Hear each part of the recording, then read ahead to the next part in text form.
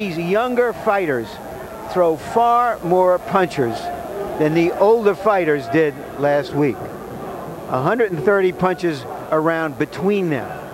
The jab is likely to tell the story early in the fight. Both of them have good jabs. One of them is going to have the better one.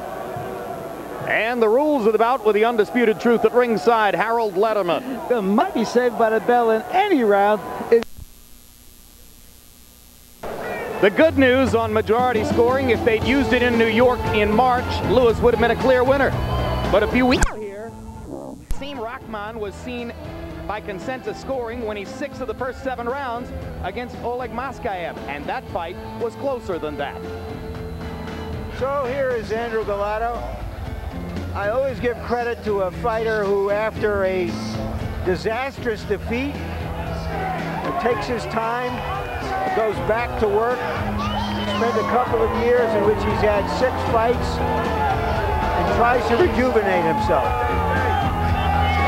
In order to reach this plateau, Gołota has had to win 6 consecutive fights since his October 4, 1997 embarrassment here in Atlantic City against Lennox Lewis.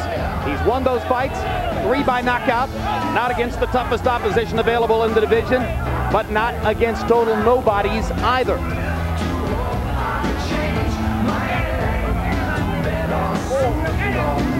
Yesterday, the normally taciturn Gołota was laughing and joking with us about this unlikely opportunity to get back near the top of the heap.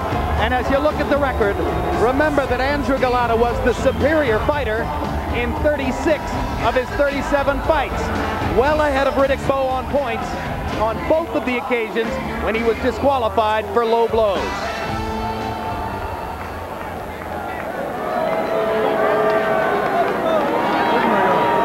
No Lou Duva in the corner with Andrew Gołota tonight. Well, the thinking was that the excitable elderly Lou Duva just made Gołota too excited himself, hyperventilating and using up his energy, and they want him to be a little bit more calm and studied. Now here comes the calmest and most studied of young heavyweight prospects.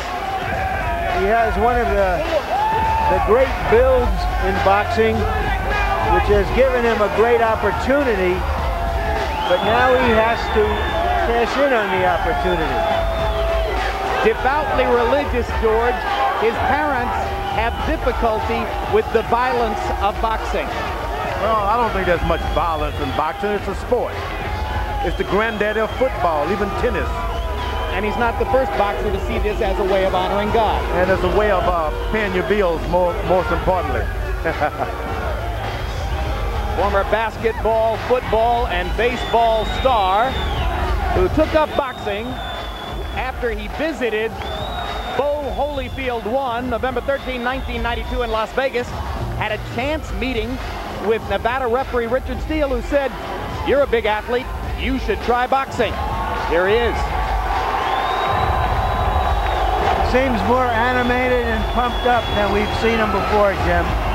Maybe that will be a harbinger of things to come, because like Lewis, he's been criticized for being a little too passive or calculating rather than passionate. And you see the record, 30 wins, 21 by KO. Most recently, a 10-round grinded-out decision over tough Lou Savarese in New York's Madison Square Garden Theater. As you watch the fight tonight, check in on HBO's boxing website, www.hbo.com/boxing. And while you're visiting the website, feel free to answer our question for the night: who should be Lennox Lewis's next opponent? We will tell you who you voted for at the end of the evening. And now let's go to ring announcer Michael Buffer to set it up.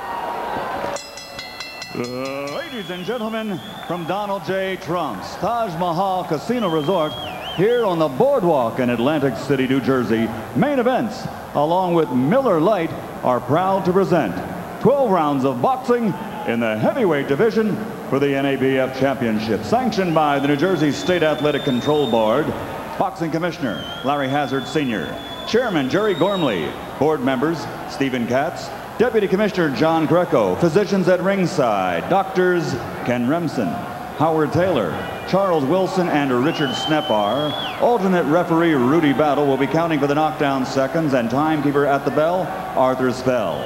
NABF President Sam Assayas, NABF Supervisor at ringside, Spider Bynal. The scoring for this bout will be done on the New Jersey 10-point majority system, and the 3 judges scoring at ringside will be Dick Flaherty, Chuck Hassett, and Melvina Lathan. And when the bell rings, your referee in charge of the action, Randy Newman. And now, for the thousands in attendance here at the Trump Taj Mahal, and the millions watching around the world, ladies and gentlemen, let's get ready to rumble!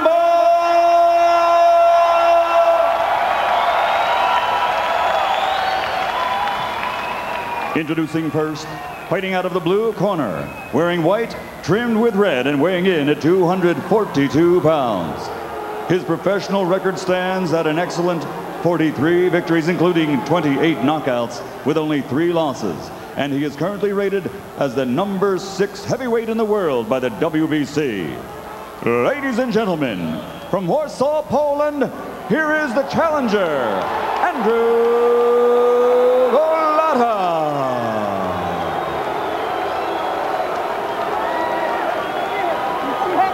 And across the ring, his opponent fighting out of the red corner, wearing white, trimmed with black and red, and weighing 252 pounds. He brings a perfect professional record into the ring, consisting of 30 bouts, 30 victories with 21 knockouts, and he is rated by most boxing aficionados as the legitimate #1 contender in the world. From Norristown, PA, here is the defending NABF champion, presenting the undefeated Michael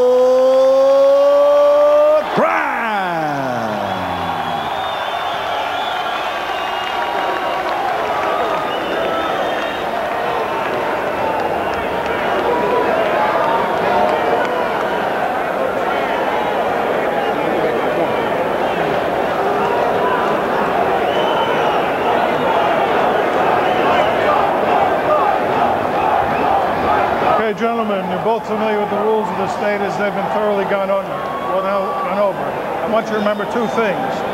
Obey my commands, and above all, defend yourselves at all times. Now shake hands and come out of the bell. Jim, you mentioned earlier that the odds had opened at 8-1. We just learned that they've come down all the way to about 3-1. And in the last hours, I've heard the opinions of a lot of people I respect in boxing who think that Gołota is going to win. So this is not the gimme that some people thought for Grant coming into this fight.